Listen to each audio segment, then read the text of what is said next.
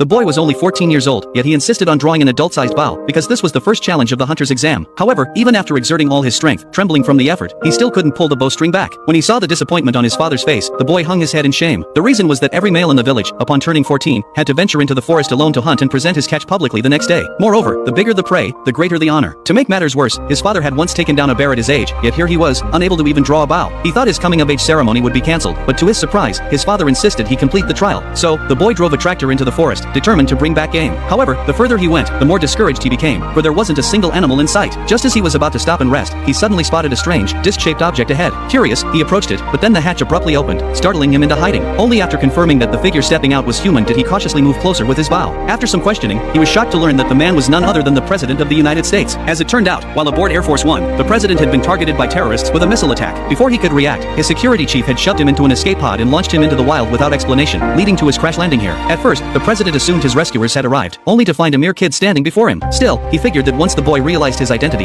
he'd rush him out of the forest immediately. Yet, to his utter disbelief, the boy ignored him entirely, declaring he had more important business. Frustrated but desperate to survive, the President had no choice but to follow the boy closely. By dawn, the boy finally reached the hunting spot his father had marked. Strangely, there wasn't a single deer in sight, just a white freezer. Upon inspecting it, he discovered a fresh deer head inside. It turned out his father, fearing he'd return empty-handed and face humiliation, had prepared this in advance. But instead of feeling relieved, the boy was deeply disheartened, for it meant his father never believed he could succeed on